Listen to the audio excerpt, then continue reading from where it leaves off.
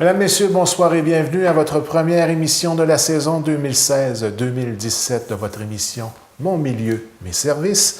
Alors, dans le cadre de la première émission cette année, j'ai le plaisir de recevoir en studio M. Jacques Langelier du Centre Action bénévole Gascon-Percé. Alors, tout d'abord, bonsoir M. Jacques. Bonsoir Mirko. Vous allez bien? Très, très bien.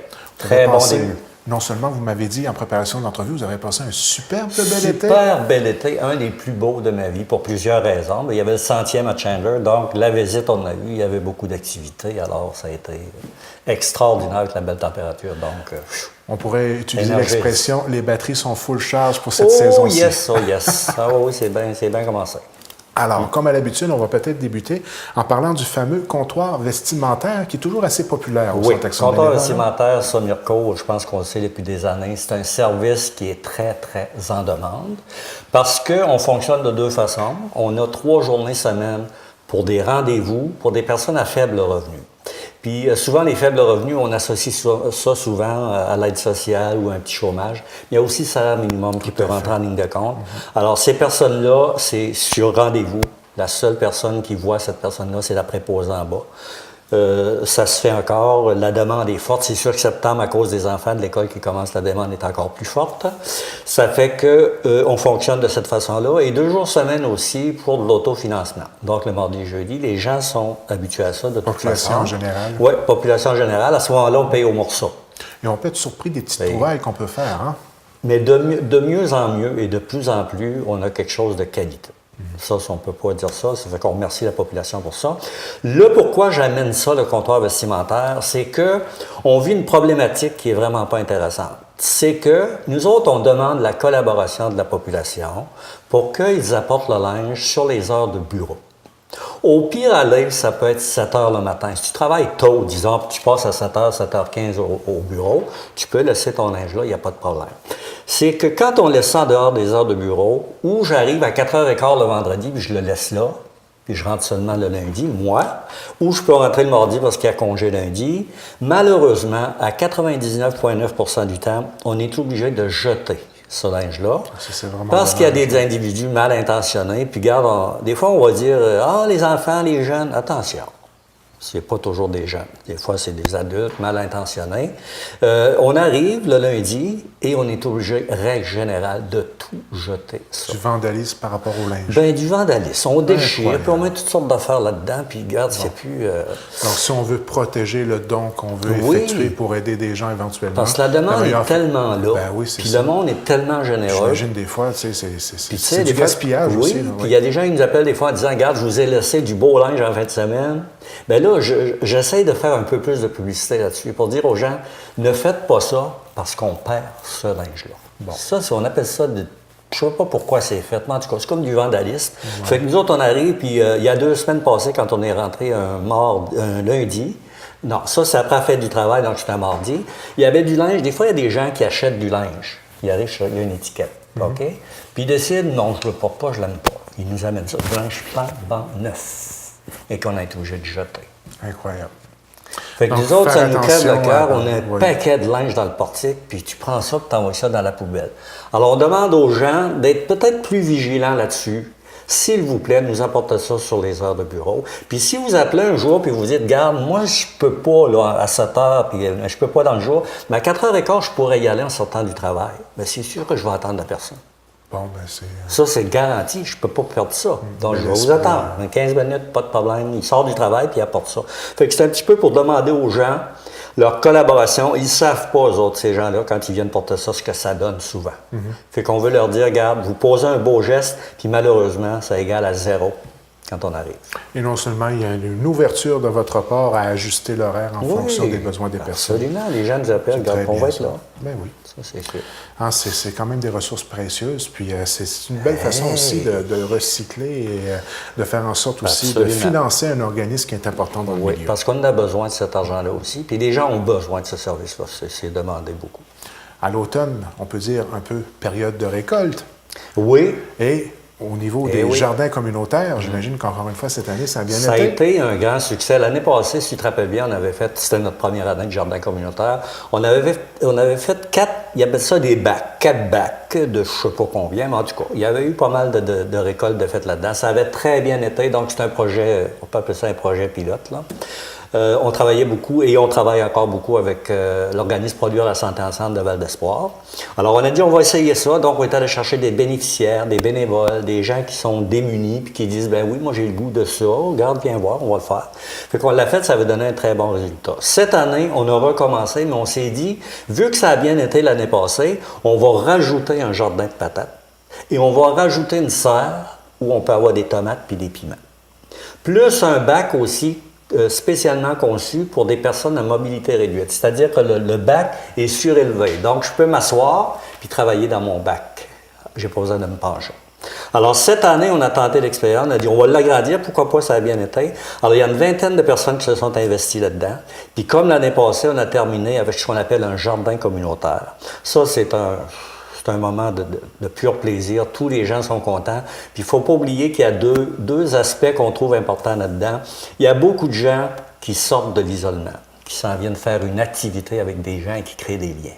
Ça a peut-être l'air de rien, mais ça fait une grosse différence pour bien des gens. Le deuxième aspect qui est important, c'est que les gens viennent l'été récolter vers la fin de l'été, vers l'automne, etc. Donc, ils s'en vont, je ne sais pas, avec des betteraves, des pommes de terre, des tomates, etc., etc. Puis, c'est des choses qu'ils n'ont pas à acheter. Autosuffisance. Autosuffisance. Puis non seulement je me permets ça, mais à quelque part, moi, je suis content de moi. Je suis très fier de moi. J'ai participé à l'élaboration, au succès d'une activité. Une belle activité sociale, hein, d'autant plus. Extraordinaire. Puis nous autres, c'est sûr qu'on travaille beaucoup avec Centraide, qui c'est des bailleurs de fonds au niveau de la nourriture, la Fondation Léger aussi. Ouais. Fait que quand ils apprennent qu'on prend des initiatives comme ça, bien, c'est intéressant parce qu'à quelque part, c'est commencer à parler d'autonomie. Donc, le jardin que j'ai fait au Centre d'action bénévole, tu peux le faire chez vous. Fait que c'est un peu ce qui est arrivé avec l'ensemble des personnes. Ils sont arrivés chez eux et on dit, ben, regarde, ils ont une formation pour ça, parce qu'attention, on a un agronome qui est là-dedans. Puis tu sais, ça a l'air de rien, les petites carottes, si tu vas trop près, là, ils ne poussent pas. Fait qu'on est vraiment guidé de façon à ce que la récolte soit très bonne. Puis ça a été encore un grand succès cette année. Puis c'est sûr que l'année prochaine, ça va être un retour. On parle d'agrandir encore un peu parce qu'on a le terrain qu'il faut pour. Justement, parlant de terrain, ça se situe à quel endroit déjà? Ça, c'est au 390 boulevard René-Lévesque-Ouest. Puis les gens, regarde, je parle toujours du Centre d'action bénévole en disant aux gens, regarde, on a toujours besoin de bénévoles. Mais si vous avez le goût de venir voir au Centre d'action bénévole, c'est quoi? Qu'est-ce qui se passe là-dedans? Oui. Tu n'as pas besoin de dire, ben là, si je vais là, ils vont m'inscrire puis je vais être prêt. Non, non. Tu viens voir, on va t'expliquer qu'est-ce qu'on fait avec le Centre d'action bénévole. Oui. Il y a beaucoup de gens qui donnent des argents au Centre d'action bénévole. Oui. On est en mesure de leur expliquer à quoi ça sert, cet argent-là aussi. Mais je parlais des jardins communautaires, c'est à quel endroit? Ça, c'est sur le terrain du Centre d'action bénévole. Ah, tout est sur le même terrain, c'est de toute beauté. On a un terrain extraordinaire, c'est qu'on fait ça en arrière, puis on a pris... L'agronome, lui, il regarde ça, puis il dit que ça prendrait un endroit ensoleillé, ça fait qu'on a tout fait ce qu'il faut. Non, non, c'est sur le terrain du centre, c'est vraiment là que ça se passe. Puis si on veut se permettre d'agrandir l'an prochain, il n'y a aucun problème, on a du terrain en masse. Bon, ben c'est bien, un succès sur toute la ligne. Oui, succès sur toute la ligne. La fameuse Pas trop lente, on en parle à tous les ans, toujours aussi un service apprécié et important. Oui, apprécié et important. D'abord, on n'est pas sans se rendre compte que la population vieillit. Tout à fait. Ça, on le sait partout. La MRC Rocher-Percé, semble-t-il que ça a donné un petit coup. On le sent depuis 2-3 ans, là, que non seulement on vieillit un peu plus qu'ailleurs, mais on a moins de ressources, on est plus isolé souvent. Donc, c'est un des services qui peut correspondre à une personne. Il y a des critères en perte d'autonomie, tu peux être post-hospitalisé, tu peux avoir perdu ton réseau de façon ponctuelle, de façon plus longue. À ce moment-là, il y a des critères. Si tu réponds aux critères, à ce moment-là, tu peux recevoir un repas de la popote roulante qui est un mets principal, une soupe, un mets principal pour un dessert, livré par des bénévoles. Puis moi, ce que je veux dire, c'est qu'il y a deux choses que je veux rappeler aux gens parce qu'ils nous appellent là-dessus. D'abord, la popote roulante, pour la première fois depuis 2 ans, je dirais, on a ce qu'on appelle une liste d'attente. On est obligé de dire aux gens, on est conscient de votre besoin parce qu'on rencontre les gens quand même, ou ils nous sont référés par le CLSC. On est conscient de vos besoins, mais les budgets ne nous permettent pas de vous placer dans la liste. Vous êtes sur une liste d'attente. Ça, c'est nouveau Mirko depuis 2 ans. On n'avait pas de liste d'attente. parce qu'on n'a pas le budget qu'il faut. Ce qui fait que là, on est obligé on est en train de faire des représentations au niveau du CI3, du CIS, là, CI3S, puis d'autres fondations aussi pour essayer de faire augmenter, là, il semble-t-il, en tout cas, ça regarde bien, mais on verra.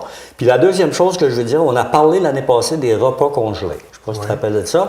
Qui se voulait une alternative? Le repas congelé, dans le fond, là, ben, c'est pas la soupe, l'élément principal de dessert. C'est un petit plat congelé santé, qu'on vend à l'unité 4 $, qui pouvait être un complément pour moi qui reçois la popote roulante, ou pour une personne qui n'a pas accès à la popote roulante parce que j'ai une liste d'attente, mais qui peut combler avec ça. Alors, moi, j'avise la population que dans le moment où on se parle, on a une difficulté d'approvisionnement, dans le sens que notre personne ressource là-dedans, celui qui faisait les repas puis les distribuait aux organismes, est en problème de financement. Hein? C'est le nerf de la guerre partout. Fait que là, ils sont en train de travailler ça. Dans le moment, on ne peut pas avoir de réponse congelée. Mais aussitôt qu'on a la réponse, disons, qui serait positive à l'effet qu'on puisse en avoir d'autres, à ce moment-là, nous autres, on va communiquer avec nos gens pour leur dire « voici, maintenant on en a ». Mais dans le moment, j'avise la population que les repas congelés, on en a encore, mais pas beaucoup. Pour les personnes qui bénéficient en ce moment du service de popote roulante, on parle de façon, est-ce que c'est de façon quotidienne, hebdomadaire? C'est 2 jours par semaine, 2 jours pour chaque municipalité qu'on dessert. D'accord. Puis encore là, si on regarde l'ensemble du fonctionnement de la popote roulante, si tu me dis, garde 3 jours, ce serait merveilleux. On ne peut pas à cause des budgets. Toujours le budget. Déjà, là, puis il ne faut pas oublier une chose, la popote roulante, nous autres, on la vend 4 $. On le paye beaucoup plus cher que ça au traiteur.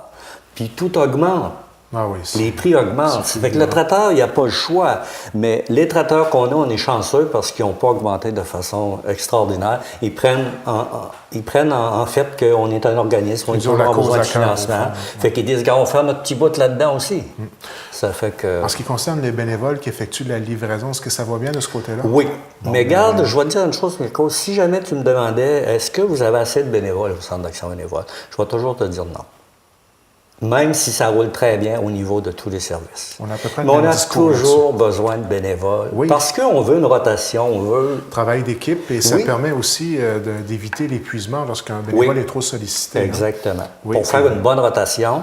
Puis je pense qu'au Centre d'action bénévole, sentiment d'appartenance aussi, c'est important. Fait que ils savent, tout le monde sait que je le répète à qui veut l'entendre, le Centre d'action bénévole, c'est un bel endroit pour se réaliser bénévolement. On y fait ce qu'on veut, quand on veut. Il n'y a aucune pression. Puis un bel encadrement aussi. Il y a toutes sortes d'activités dans l'année, puis un journal de liaison. Puis demandez à ceux qui font partie du Centre d'action bénévole, ils vont vous dire que c'est une famille. Un bel endroit pour vivre une expérience sociale particulière. C'est pas le seul, mais c'en est un très bon. Oui.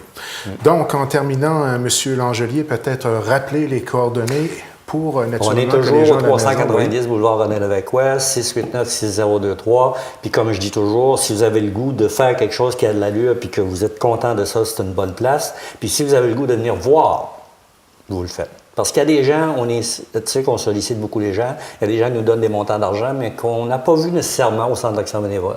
Alors on a des rapports d'activité, tout est transparent, on répond aux questions. Merci beaucoup de votre première visite. Merci pour l'accueil et on va continuer. On garde le contact. Oui, on garde le contact, c'est ça qui est important. Merci.